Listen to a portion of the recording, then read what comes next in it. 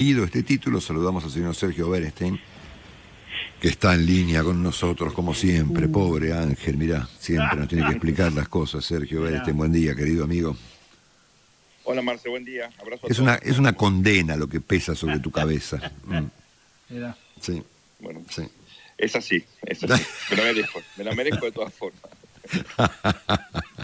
Algo habrás Soy hecho. culpable. Algo Exacto, habrás, soy culpable. algo habrás hecho para merecer esto, ¿eh? Bueno, ¿estamos ante qué, querido Sergio?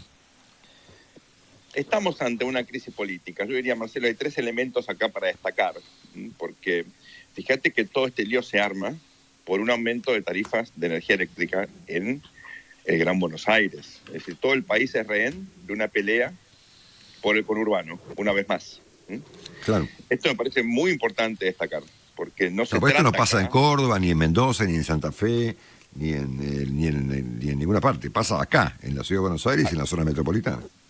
Exacto. Entonces, fíjate cómo tenés una crisis, exacto, una crisis muy significativa simplemente por eh, una recomposición tarifaria parcial, porque lo que Guzmán pedía tampoco arreglaba el zafarrancho tarifario, ni mucho menos. Era simplemente, digamos, un pasito más en la dirección de ajustar tarifas. Ese es el primer elemento que hay que tener en cuenta. El segundo elemento, fíjate qué interesante, porque conceptualmente esto te resume cómo piensa un sector del gobierno, fundamentalmente la cámpora. Resulta que si vos no subís tarifas, pero emitís para financiar los subsidios, eso no es malo para su electorado. Ellos creen que como efectivamente la emisión no genera inflación, están convencidos de eso, si ellos emiten para financiar el déficit, eso es menos malo que subir las tarifas de sus votantes. Bueno, eso implica un nuevo capítulo en la historia económica, digamos, ¿no? Claro, porque, a ver, porque eso tal vez tenga que ver con la historia de Macri, es decir, la suba de tarifas es eventualmente una acción imputable a un gobierno. La inflación es culpa de los supermercados, Sergio. Claro. Bueno, ahí tenés el punto, ¿no? Claro. Eso yo creo que es muy importante porque te resume el desconcierto conceptual en el cual está metida la Argentina. Y el tercer elemento es que todo lo que hace el gobierno tiene que ver con las elecciones.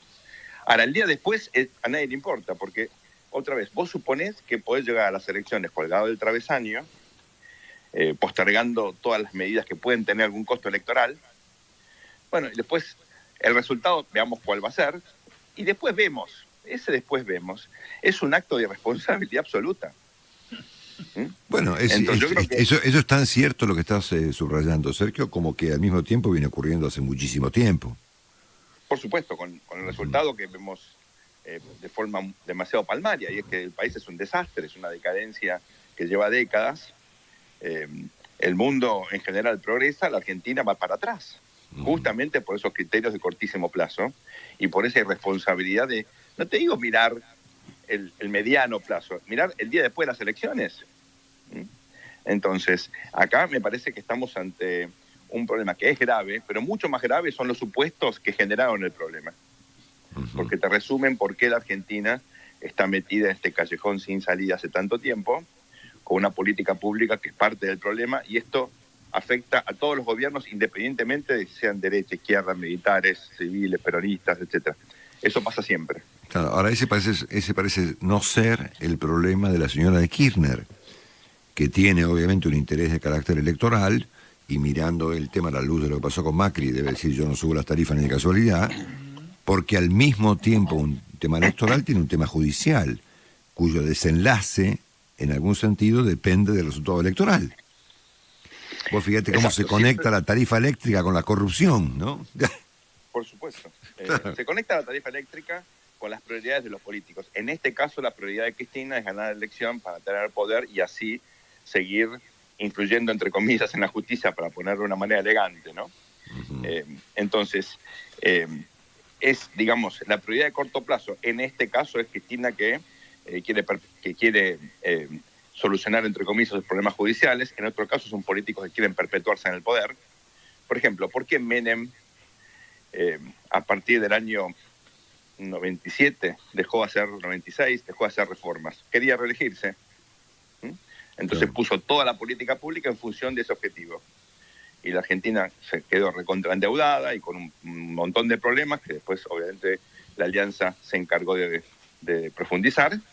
Pero bueno, fue un objetivo político individual, egoísta, de corto plazo, lo que terminó haciendo naufragar todo el esquema de convertibilidad. Eso pasa siempre. Entonces, ahora la justicia, antes fue la reelección de Menem, en fin, cada gobierno tiene una buena excusa para arruinar la política pública y esperar que las elecciones los beneficien para después seguir acumulando poder.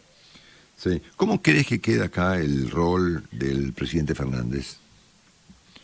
Ante el hecho evidente de, con independencia de cualquier consideración política, electoral, judicial, el proyecto de país, ¿no?, que finalmente no puede sustituir, en el caso de que él lo pretenda, a un subsecretario inclusive desconocido por el público.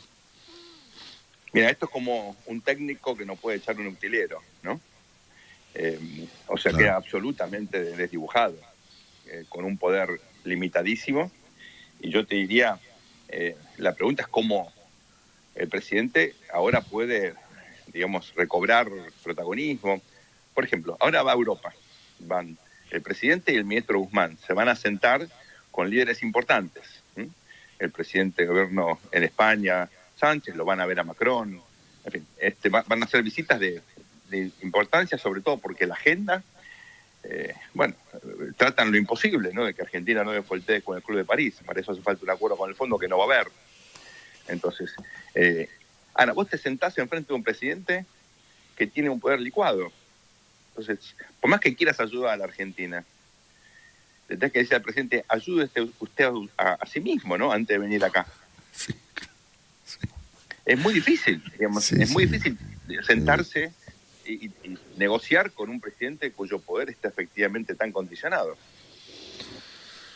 Bueno, difícil así conseguir vacunas, ¿no?, conectando una cosa con la otra, ¿no? Yo te diría, Marcelo, difícil es todo. Es conseguir vacunas, es evitar que el tráfico no sea un desastre un sábado de la mañana por motivos que nadie entiende cuáles son. Difícil es todo. Es un gobierno que lamentablemente entró en una dinámica autodestructiva. Y en este sentido ratifica un problema que tiene la Argentina, y es que los principales problemas del gobierno son los gobiernos. Y el principal problema del país es la política. Entonces, con eso es muy difícil lidiar, ¿no? El señor Sergio Bereste con nosotros. Sergio, te mandamos un súper abrazo. Gracias como siempre por todo, ¿eh? Igualmente, muy buen día. Chau, chau.